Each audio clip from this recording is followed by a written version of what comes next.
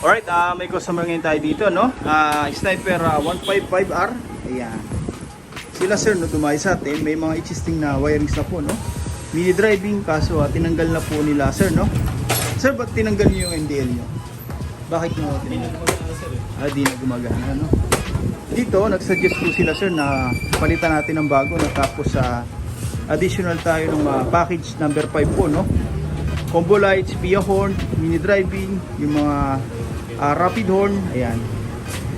Tatanggalin po muna natin ito bago natin installan ng panibago, no, para yung wiring si sir maganda pa rin po. Okay. Hours later. Ngayon mga sir, no, nalatagan na po natin ng bagong wirings po sila Paps. Hindi na po natin na-videoan yung pagbaklas ng wirings, no. Bali dito, nag-additional tayo ng passing light. Ayan, waterproof po yan mga sir, no? Okay, heavy duty na rin po. Yung mga customer tayo, matagal na po yung ganito nila, oldies pa rin, no? Tapos 3 MSM tri-switch, horn switching, stock to loud. Ayan, sama-sama po yan sa isang harness mga sir, no? Pababa po yan, umikot sa chassis, papunta na po yan dito, no? Ayan, dumaan po dito, papunta na po yan dito sa ating power module. Naglalagay po tayo niyan para may control, no, lahat ng mga parts na kinabit natin ngayon, katulad ng MDL, PIA horn, combo lights, rapid horn, horn switching. Ayan, dyan na po dumiretso yan. Siya po yung distributor ng power, no? Mula sa battery, power source, papuntang trigger, and then papunta na po sa output, sa mini driving, busina, yung combo lights natin. Okay? Denso po yan, made in Japan, matibay po talaga, no? May mga customer tayo, 5 years na po yung ganyan nila. All goods pa rin. Ang maganda pa rito mga sir, kung sakaling magpalit tayo ng MDL, no? Tapos ng busina, kahit anong brand po, applicable po yan dyan sa power module natin. Okay? Universal po yan. Tatanggalin na lang natin yung mga socket. Tapos plug and play, same features pa rin yung mangyayari. Hindi na po natin ito gagalawin. Okay? Ganun po tayo mag-wirings dito, no? Talagang Philipix po natin sa wirings ng motor sir, para in case magkaroon ng trouble yung mga parts, hindi na po mag-rewiring. Ito na po yan. Okay? Yan, no? Nakahinang po lahat yan mga sir, no, bago natin balutan, para mas kapit na kapit lahat ng electrical wire. Matagtag man yung motor sir, malubak man, talagang safety po yan. Hindi po tayo magkakaroon ng power loss, no? Talagang tatagal po yung wirings natin dahil nakahinang po, no? Tsaka maiwasan natin yung fluctuation sa kuryente. Okay? Walang loose connection, power loss na mangyayari. Talagang kapit na kapit po. Okay, tapos nakasiling cable tube na rin po sa loob yan mga sir, no? Para naman extra shield na rin. Tumagal man yung wirings, hindi po basta-basta magkakaroon ng short circuit, no? Then after nya na yan na po, rubberized step na po yan. Okay? Ito po yung galing ng Yamaha. Ito po yung gawa natin na bago. Mapapansin nyo, wala po tayong makikita mga naka-expose na electrical wire. Lahat po kasi ng gawa natin dito, binabalot po natin, no? Para magmukhang stock pa rin, hindi madumi tingnan, walang mga pansit-pansit. At the same time, magpagawa man sila sir sa mga mekaniko, wala na pong kamot sa ulo, no? Meaning, hindi na po sila mahirapan kasi may mga wiring na sa gabal, pwedeng masugatan. Ayan. Okay, dito, talagang binabalot natin para isang harness po, no? Okay, talagang malinis, mukhang stock pa rin, parang walang nailagay. Yun po yung pinopromote natin mga sir, no? Okay, ayan, no? Matamaan man ng mga tools, hindi po masusugatan. Maabutan man tayo ng ulan sa daan, wala tayong pangamba na mag-loose yung wirings natin, o kaya mag-malfunction, no? Dahil ang mga wire po mga sir, pag hindi po nakabalot, nagmo-moist yan sa loob. Doon po nag-umpisa yung corrosion. At the same time, mangingitim yung mga wirings, no? Hindi po alam na iba yan. Kaya ang Yamaha, mga engineer, talagang binabalot po, ano? Okay? Yan, no? Lahat po yan pang automotive na po. Magmula sa power module natin, Denso po yan. Made in Japan. Sa wirings, made in Japan din po. Talagang pure copper. Hindi po nagpupulbos. Okay?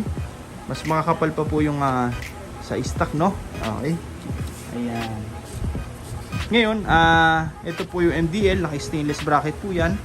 Ayan, hanggang ilalim po yan. Okay? High lumens po yan mga sir, original CCMOA.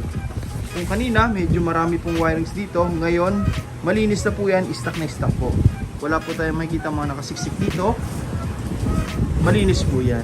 Okay, lalo dito sa mga sakit, no? Wala po tayong makikita mga nakasuksok dyan. Talagang malinis po yan. Okay? Yan. Yung busina ni sir, ito pa rin, ito po yung ginamit natin, no? Original PIA. Legit po yan mga sir, hindi po yan class A yun, no? Okay, marami po kasi ngayon naglabasan na PIA, pero class A po, hindi po ganun kalakas yung tunog, tsaka hindi po ganun katibay. Ito, solid po yan, legit po yan. Hindi tayo naglalagay ng class A, no? Tsaka peke. Yung busina ni sir, dito pa rin, stock na horn. Ayan, ito po yung switch natin, no? Stock horn, loud horn. Okay, naka-harness din po yan. Ayan, no? Malinis na malinis po, no? Ngayon, kakabit na lang natin yung mga pairings. Tapos, testing na natin, ano? Okay. Ayan, no? MDL. Okay. High lumens. Matingkad na po ang kulay niyan. Okay. Passing light. Ayan. Okay. Ngayon po mga sir, no, natapos na po natin yung motor ni Pops. Package number 5, tapos rewirings po, no? Naglagay tayo ng MDL, tapos PIA horn, combo lights, rapid horn, horn switching. Ayan. Okay, testing natin, no? Sir, pa-up ako nitong MDL mo. Okay, tapos passing light. Yun, no? Sa passing light natin mga sir, no, hindi lang po MDL yung ilaw. Sasabay po dyan yung headlight. Isa pa nga sir, yun, no? Mini driving plus headlight. Yan po yung difference ng gawa natin sa iba, no? Usually pag nagpassing, MDL lang po yung ilaw. Dito pag nagpassing, sabay po yung headlight. Okay.